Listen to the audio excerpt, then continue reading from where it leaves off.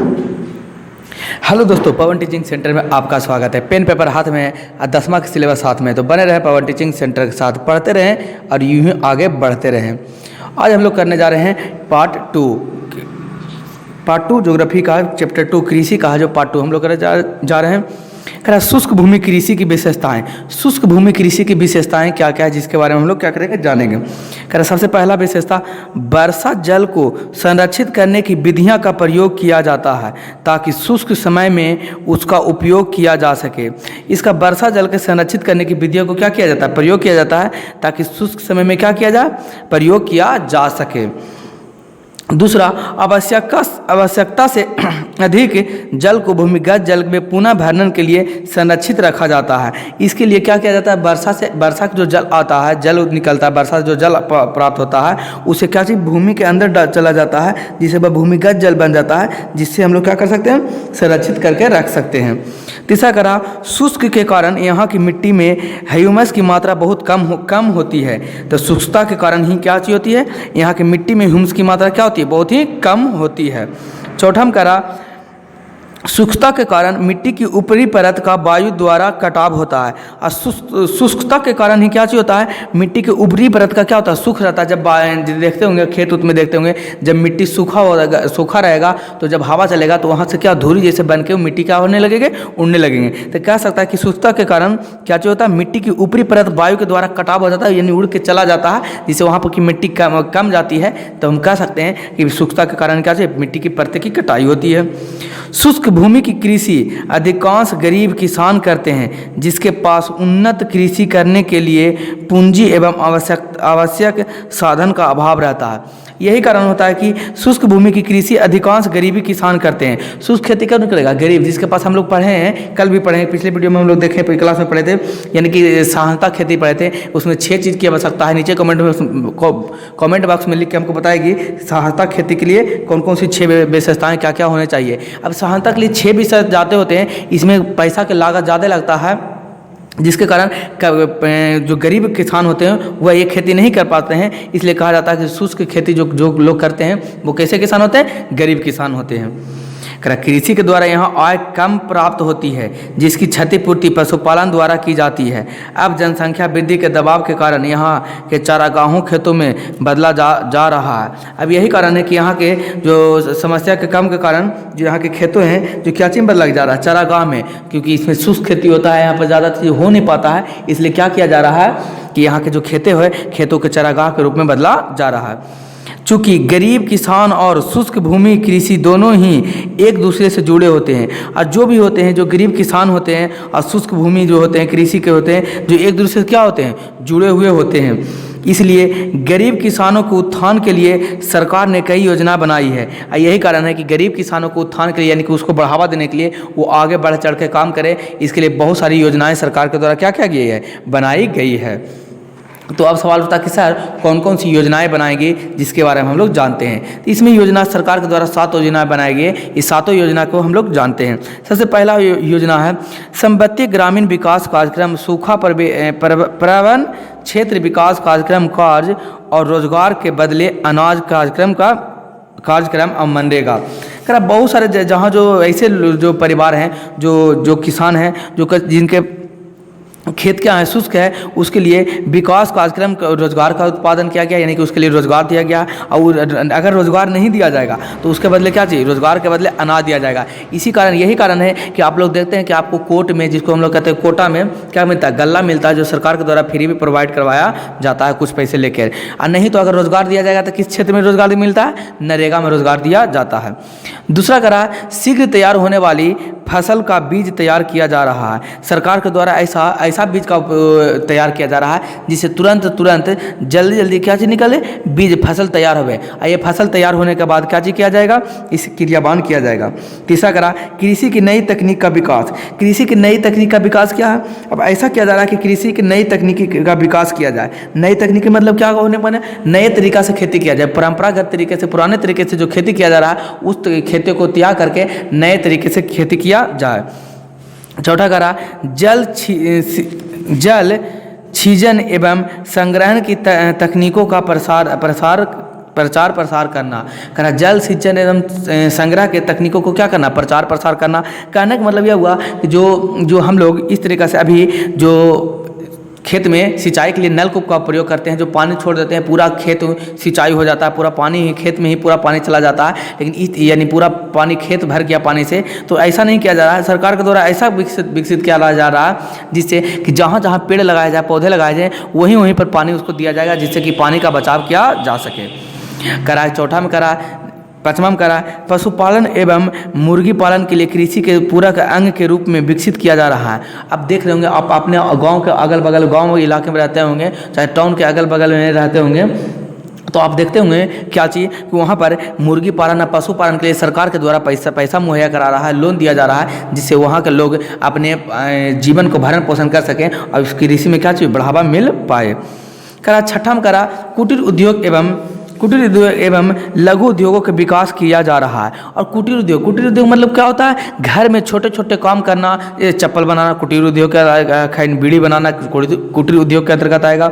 यानी कि छोटे छोटे काम, जो ऐसा काम जिसमें घर वाले ही लोग एक या दो व्यक्ति रहकर काम कर लिया जाए, उसे कुटीर उद्योग कहते हैं। कौन उद्योग? कुटीर उद्योग। तो कह रहा कुटीर उद्योग। अब लघु मतलब इसमें 5-10 जन की आवश्यकता होती है, यानी कि मजदूरों की आवश्यकता, उसे लघु उद्योग कहते हैं। तो सरकार के द्वारा कुटीर उद्योग, लघु उद्योग का क्या किया जा रहा है, विकास किया जा रहा है। कर अगला अर्धशुष्क। कौन शुष्क? अर्धशुष्क उष्णकटिबंधीय क्षेत्र के लिए अंतर्राष्ट्रीय फसल अनुसंधान संस्था हैदराबाद तथा केंद्रीय शुष्क क्षेत्र अनुसंधान संस्था जोधपुर शुष्क भूमि एवं अन्य कृषि के संबंधित समस्याओं को निदान के लिए कार्यरत है। करा सरकार जो उष्णकटिबंधीय क्षेत्र है, ऐसा क्षेत्र जो उष्णकटिबंधीय में आता है, जहाँ पर सभी प्रकार के मौसम पाए जाते हैं, गर्मी, जाड़ा, बरसात, इस क्षेत्र के बारे में क्या जा रहा है, सरकार के द्वारा अंतर्राष्ट्रीय फसल अनुसंधान केंद्र, कौन साधन अनुसंधान, अंतर्राष्ट्रीय फसल अनुसंधान केंद्र के विकसित किया जा रहा है, जिसके कहाँ है, ये हैदराबाद में। अंतर्राष्ट्रीय फसल अनुसंधान, क्वेश्चन पूछेगा आपको इस तरीके से, अंतर्राष्ट्रीय फसल अनुसंधान संस्था कहाँ स्थित है, तो हैदराबाद में स्थित है। केंद्रीय शुष्क क्षेत्र अनुसंधान संस्था जोधपुर शुष्क भूमि एवं अन्य कृषि के संबंधित समस्याओं के निदान के लिए कार्यरत किया जा रहा है। सरकार के द्वारा बहुत सारे कार्य किया जा रहा है, जिससे अभी सभी समस्याओं को दूर किया जा सके। अब देखिए कृषि के प्रकार, कृषि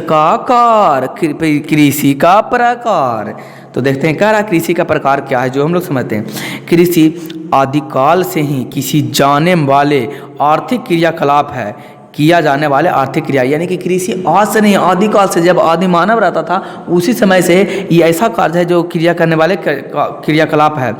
भारत में भी पाए जाने वाली विविध भौगोलिक एवं सांस्कृतिक परिवेश ने कृषि तंत्र का समय के अनुरूप प्रभावित किया है। इस तरह यहाँ कई प्रकार की कृषि की जाती है।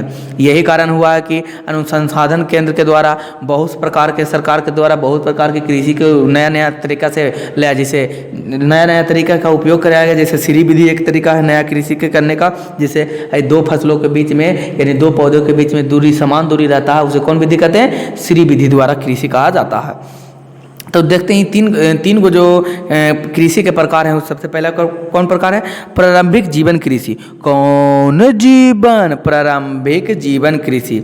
दूसरा गहन जीविका कृषि। कौन जीविका? कौन जीविका? गहन जीविका कृषि। तीसरा है वाणिज्य कृषि। कौन कृषि? वाणिज्य कृषि। तो समझते हैं प्रारंभिक जीवन कृषि किस तरीका से था, जब हम लोग प्रारंभ किए, जब कृषि तो होना स्टार्ट हुआ, उस तरीका से क्या चीज़ था कृषि, जिसके बारे में हम लोग क्या करते हैं, जानते हैं। क्या प्रारंभिक जीवन कृषि क्या है? यह अति प्राचीन काल से ही की जाने वाली कृषि का तरीका है, जो कह रहा है अतिकाल से। कौन काल? अतिकाल से की जाने वाले कृषि का तरीका है। इसमें परंपरागत तरीके से भूमि पर खेती की जाती है, और ऐसे खेती में एक तरीके से नहीं, बहुत सारे तरीके से खेती की जाती है। खेती के औजार भी काफ़ी परंपरागत होते हैं, और खेती के जो औजार होते थे परंपरागत होते थे, जो एक बापे पुत पराजत घोड़ा, कुछ ना कुछ तो थोड़ा थोड़ा, यानी कहने का मतलब जैसे अपने पिताजी दादाजी खेती किए, उसी प्रकार से पिताजी खेती किए, और उसी प्रकार के हम लोग खेती कर रहे हैं, उसी प्रकार के क्या कहता जाता है परंपरागत, जो परंपरागत से चला आ रहा है, आज से नहीं बहुत पहले से चला आ रहा है, और आज ही क्रिया नहीं हुआ, बहुत पहले से क्रिया हो रहा है, इसलिए इसे कहा जाता है परंपरागत कृषि। कौन कृषि? परंपरागत कृषि। करा जैसे लकड़ी का हल, पहले लकड़ी का हल चलता था आज भी, लेकिन अब तो थोड़ा थोड़ा सुधार आ गया है, तो लकड़ी के नहीं लोहे के हल हो गए हैं, जो कि अब बैल के द्वारा नहीं ट्रैक्टर के द्वारा चलाया जाता है। कुदाल, कुदाल का अभी भी यूज होता है। खुरपी शायद होता होगा, अगर आपके अगर गाँव के निवासी होते हैं तो कमेंट बॉक्स में हमें लिख के बताएं कि हाँ मेरे यहाँ खुरपी का प्रयोग होता है। ऐसे तो हम लोग की तरफ देखते हैं खुरपी उर्पी का प्रयोग नहीं होता है। इसमें ज़मीन की जुताई गहराई से नहीं हो पाती थी, इसमें जैसे तैसे बीज को बो दिया जाता था। पहले खुरपी और कुदाल से खेती होता था, बीज को लगाया जाता था, जिसके कारण ज़मीन की खुदाई बढ़िया से नहीं हो पाती थी। जैसे तैसे बीज को क्या कर दिया जाता था? बो दिया जाता था कि होगा तो भगवान भरोसे, हिंदू होटल वाला बात है, हो गया तो हो गया, नहीं हुआ तो नहीं हुआ।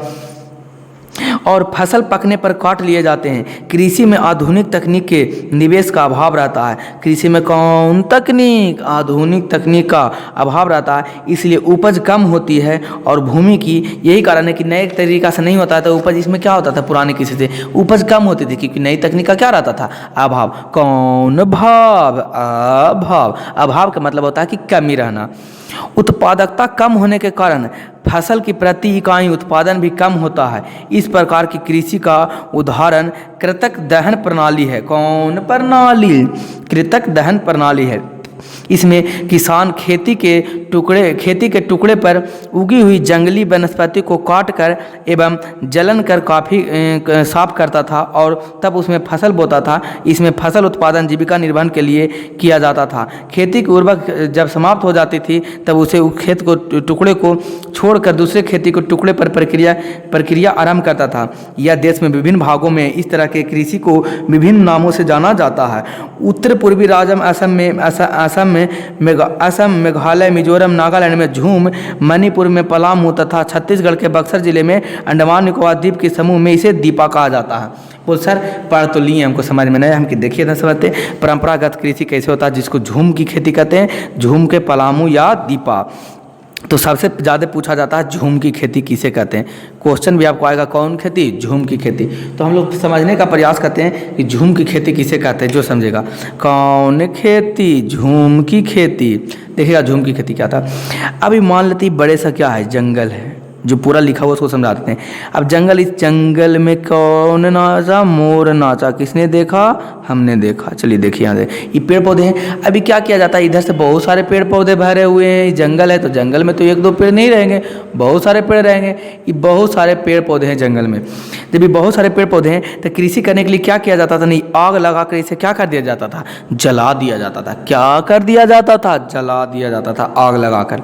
जब आग लगाकर इसे जला दिया जाता था तो जलाने के बाद ये पेड़ पौधे सब घास पतवार सब जल गए। और जल गए तो क्या चाहिए यहाँ पर, जिसको हम लोग कहते हैं क्या कहते हैं? बानी। ऐसे तो हिंदी में कहते हैं राख कहते हैं। राख, पूरा राख अवशेष रह गया।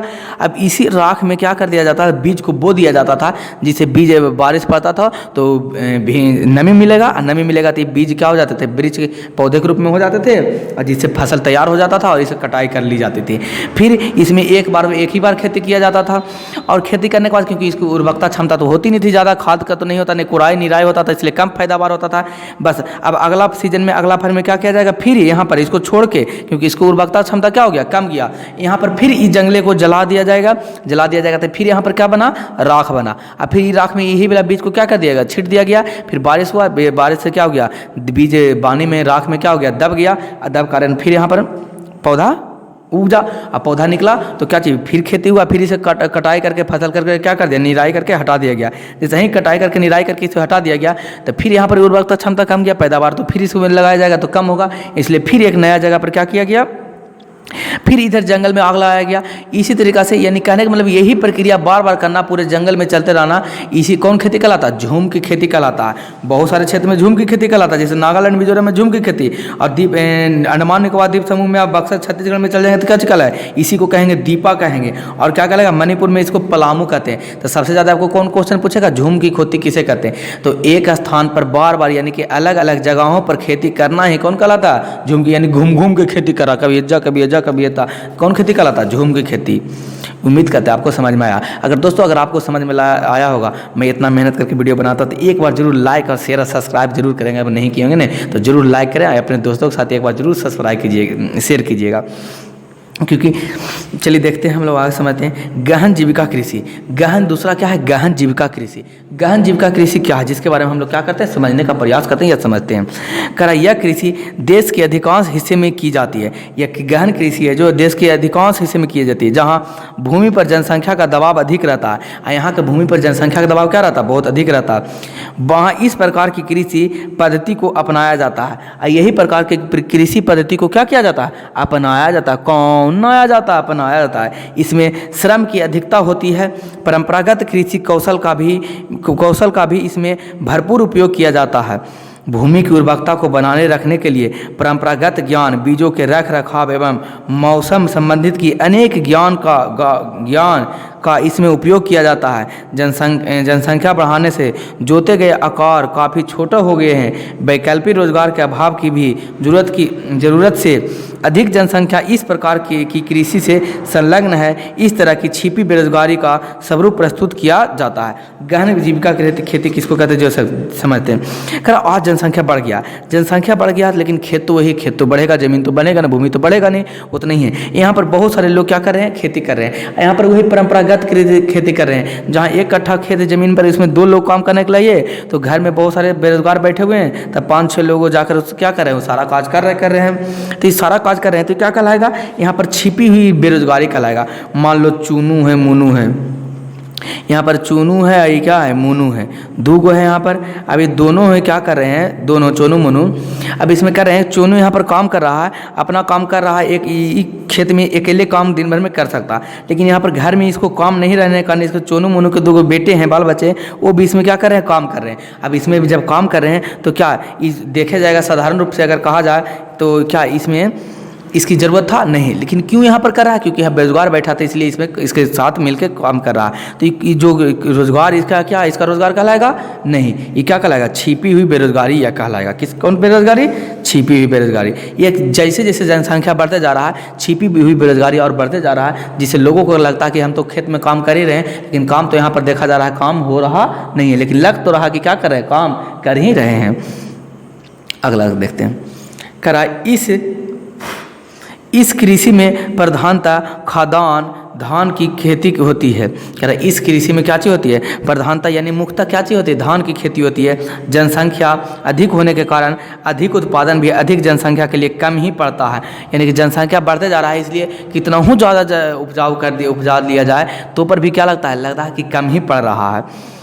इसलिए इसे किसानों के पास व्यापार के लिए बहुत कम उत्पादन रहता है, इसलिए इसे जीविका निर्वाहन कृषि कहते हैं। इसलिए व्यापार के पास इसको बेचने के लिए कम रहता है, इसलिए कौन सा कहता है? जीविका निर्वाहन कृषि कहलाता है। क्योंकि सिर्फ यह उपजाता है और अपने घर में क्या चीज़ करता है? खाता है, अपने घर में खाने के लिए रहता है, बस अपना ही खाया पिया, अपना ही उड़ा दिया, बेचने की ज़रूरत न पड़ा। इसलिए इसे कौन करती है? जीवन निर्वाहन, यानी कि खुद के लिए जिंदा रहने के लिए खेती किया जा रहा है, इसलिए इसका नाम पड़ा जीवन निर्वाहन कृषि भी कहा जाता है। अगला हम लोग देखते हैं। अगला कह रहा है व्यापारिक कृषि। कौन कृषि? व्यापारिक कृषि, यानी नाम में से पता चला होगा, ऐसा कृषि जिसका उद्देश्य होना क्या करने के लिए? व्यापार करने के लिए होता है, उसे कौन कृषि कहा जाता है? व्यापारिक कृषि कहा जाता है। जैसे नाम के अनुरूप ही इसमें फसलें व्यापार के लिए उपजाऊ होती है। कह रहा नाम के अनुरूप ही इसमें फसलें किसके रूप में होती है? व्यापार के लिए उपजाऊ होती है। अतः इस कृषि में अधिक पूंजी आधुनिक कृषि तकनीक का निवेश किया जाता है। कह रहा यही कारण होता है कि इस कृषि में अधिक पूंजी आधुनिक कृषि के तकनीक का विकास किया जाता है। अतः किसान अपनी लगाई गई भूमि से अधिकाधिक लाभ प्राप्त करने का प्रयास करता है। यही कारण होता है कि किसान अपनी लगाई गई भूमि से अधिक चाहता है कि इसे हम क्या प्राप्त कर पाएँ? खेती लाभ प्राप्त कर पाएँ। मान लो कि अगर किसान चाहे 50 रुपया का खेती में लगा दिया, तो वो भी सोचेगा कि 50 नहीं 60, 70, 80, 90 जितना हो 100 रुपया, 110 रुपया, 120 रुपया लाभ प्राप्त कर पाए, जिससे उसे क्या होगा? खेती से लाभ प्राप्त हो, जिससे वो और खेती करना चाहे या और खेती करने के लिए उत्तरदायित्व हो और लोगों को भी क्या करे? प्रेरित करे। किसके लिए? खेती करने के लिए। आधुनिक कृषि तकनीक में अधिक पैदावार देने वाले परिकृषि जीवन, रासायनिक खाद, कौन खाद, रासायनिक खाद, सिंचाई, रासायनिक कीटनाशक आदि का उपयोग किया जाता है। करा इस तरीक़े से कृषि करने के लिए रासायनिक खाद का उपयोग अधिक किया जाता है, जिसको कह सकते हैं कीटनाशक भी उपयोग किया जाता है, अधिक किया जाता है, सिंचाई की भी अधिक आवश्यकता होती है, इसमें देखभाल की भी अधिक आवश्यकता होती है। इस कृषि पद्धति को भारत में हरित क्रांति के फलस्वरूप व्यापक रूप से पंजाब एवं हरियाणा में अपनाया गया है। करा यही कारण है कि इस तरीके से खेती को पंजाब और हरियाणा में व्यापक रूप में यानी कि बहुत बड़े रूप में इसको क्या किया गया, अपनाया गया है।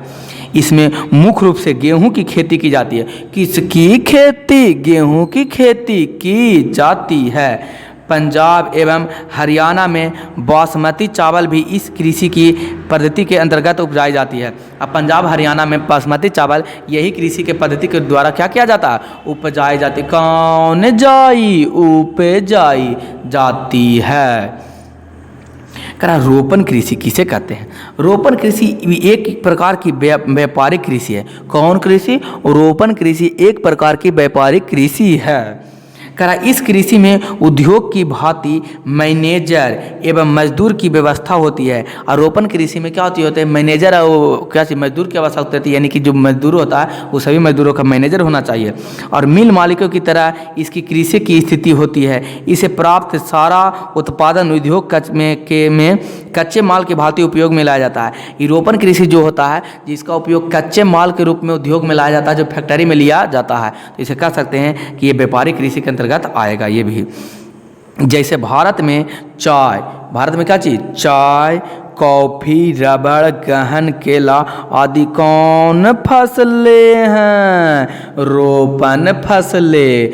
ध्यान देने योग्य बात, क्वेश्चन आपसे पूछेगा रोपण फसलें कौन कौन है, तो चाय, कॉफ़ी, रबड़, गन्ना, केला, इसमें कौन फसल है? रोपण। क्योंकि इसे कबाड़ के इसका पौधा रोप दिया जाता है, उसके बाद इसमें ज़्यादा मेहनत करने की ज़रूरत नहीं है, और इसमें सिर्फ लेबर मजदूर की आवश्यकता होती है। जाके खेत से केला जो होगा काट के लाएगा, रबड़ है, गन्ना जो काट के लाएगा, और माल भेजकर फैक्ट्री में भेजाया जाएगा जहां उसका उपयोग किया जाए। इसलिए इसे क्या कहते हैं कि रोपण कृषि के नाम से जाना जाता है, क्योंकि इसे कैसे किया जाता है, रोप के बनाया जाता है। करा चाय, चाय असम और दार्जिलिंग में काफ़ी करा चाय कहाँ उपज जाता है? असम और दार्जिलिंग में। क्वेश्चन पूछ देगा चाय चाय की खेती कहाँ होती है, तो मुख्यतः सबसे ज़्यादा असम होता है, उसके बाद असम के बाद कौन सा होता है, दार्जिलिंग में होता है। कॉफ़ी कर्नाटक में, कॉफ़ी कहाँ उपजाया जाता है, कॉफ़ी का खेती कहाँ होती है, कर्नाटक में होती है। ये नहीं सोचेगा कि सर आप तो बोल रहे हैं कॉफ़ी हो रहा है, चाय हो रहा है, हम लोग की तरफ तो नहीं होता, तो आप लोग की तरफ केला होता होगा, गन्ना होता होगा, केला नहीं होता होगा तो गन्ना होता होगा, गन्ना नहीं होता होगा तो कुछ नहीं होता होगा, इसका मतलब आपके पास। यानी कि कॉफ़ी कहाँ, कर्नाटक में। रबड़ केरल में मुख्यतः पाई जाती है। रबड़ कहाँ होते हैं, केरल में। अब कहेगा सर क्या हम लोग की तरफ क्यों नहीं इसकी बोई जाती है? क्योंकि इसका वातावरण जैसा रहना चाहिए, जो वायुमंडलीय परिवर्तन होना चाहिए, जितना आर्द्रता रहना चाहिए, इस क्षेत्र में नहीं है। यही कारण इधर नहीं होता है खेती। जिस क्षेत्र में इसका वातावरण है उसी क्षेत्र में इसका खेती किया जाता है। चूँकि इसमें फसलों मुख्यतः व्यापार के लिए उपजाई जाती है। इसका उपजाने का एक मुख्य उद्देश्य होता है कि व्यापार करना। जैसे देखते हो गन्ना क्या काटा, अब बेच दिया डायरेक्ट, उसमें कुछ नहीं करना है, व्यापार के रूप में वो केला काट के लाया घोड़ा से, अब बेच दिया जाकर मंडी में जाकर, दो सब्जी वाला केला पकाने वाला सब तो एक ही हो गया करा। और फसल चाय इस को मुख्यतः इसका घर में कोई उपयोग नहीं, उपयोग है ये नहीं कह सकते नहीं है, लेकिन कम मात्रा में उपयोग है, ज़्यादा मात्रा में इसको बेचने के लिए यानी कि व्यापार करने के लिए इसका उपयोग किया जाता है। अतः इसके लिए परिवहन, यातायात के साधन एवं संचार का विकसित होना परम आवश्यक है। यही कारण है इसमें इस खेती जो है कैसा खेती है, जो परिवहन खेती है। अब जैसे परिवहन खेती कैसे हुआ सर, हम कि रबड़ लगाएं, गन्ना लगाएं, केला लगाएं, तो इसको माथा पर तो ढो के नहीं बाजार में मंडी में ले जाएंगे, इसको कोची पर ले जाएंगे, बाइक से ले जाएंगे, गाड़ी से ले जाएंगे, मोटर से ले जाएंगे, तो ट्रक से ले जाएंगे, ट्रैक्टर से ले जाएंगे, तो ट्रक, ट्रैक्टर, मोटर, झझरिया से ले जाएंगे। तो इसके लिए ले जाने के लिए क्या चीज़ की आवश्यकता है, खेत में तो खेत नहीं ले जाएंगे, रोड की आवश्यकता होनी चाहिए। तो इसलिए कहा जाता है कि इस प्रकार की खेती करने के लिए क्या चीज़ की आवश्यकता होना चाहिए, यातायात का संचार विकसित होना चाहिए। यातायात बेहतर रहेगा तो इस तरीके से खेती किया जा सकता है। कर फसल के प्रारूप यानी कि फसलों को भी कई भागों में क्या किया गया, बांटा गया, कई भागों में फसलों को बांटा गया। पहला, भारत में भौतिक विविधता सांस्कृतिक विविधता को जन्म देती है। भारत में जो भौतिक विविधता हो सांस्कृतिक विविधता को भी क्या देती है, जन्म देती है। यह विविधता यहाँ उपजाए जाने वाले विविध फसलों, उनके प्रारूप प्रायद्वीपीय में परिलक्षित होता है। यह विभिन्न प्रकार की खाद्य फसलें, दलहन, तिलहन, पेय फसलें, रेशे वाली फसलें, फल, सब्जी आदि उपजाई जाती है। इस विविध फसलों की उपज हम यहाँ पाई जाने वाले विभिन्न ऋतुओं के अनुसार पाते हैं। यह ऋतु संबंधित 3 प्रकार की फसलें समूह को हम पाते हैं। करा यहाँ पर की जो फसलें हैं, जो अनेक प्रकार की फसलें क्या किया जाते हैं, पाए जाते हैं। जिस प्रकार से दलहन, तिलहन पेयजल होता है, पेरने वाले फसल को पेय फसल कहा जाता है। अधिक सब्जी होता है, फल होता है, सब्जी होता है। इस प्रकार के सभी प्रकार के फसलों को कै कैटेगरी में बांटा गया, 3 भागों में। कै भागों, 3 भागों। सबसे पहला रबी फसल, दूसरा खरीफ फसल, तीसरा जायद फसल जिसे गर्मा फसल के नाम से जाना जाते हैं। तो हम लोग ये तीनों फसल के बारे में विशेष चर्चा कल करेंगे, अगले क्लास में करेंगे। तो बने रहे P1 टीचिंग सेंटर के साथ। मैं अंत में आपको यही कहूँगा, छोटे को प्यार करें, बड़े को सम्मान करें, अपना व्यक्तित्व इस तरीक़े से कायम रखें कि आपके साथ रह रही स्त्री भी सुरक्षित महसूस कर सके। तो बने रहें P1 टीचिंग सेंटर के साथ। अंत तक आपका वीडियो देखने के लिए अंत तक धन्यवाद। तो आज के लिए बस इतना ही, फिर हम लोग कल मिलते हैं।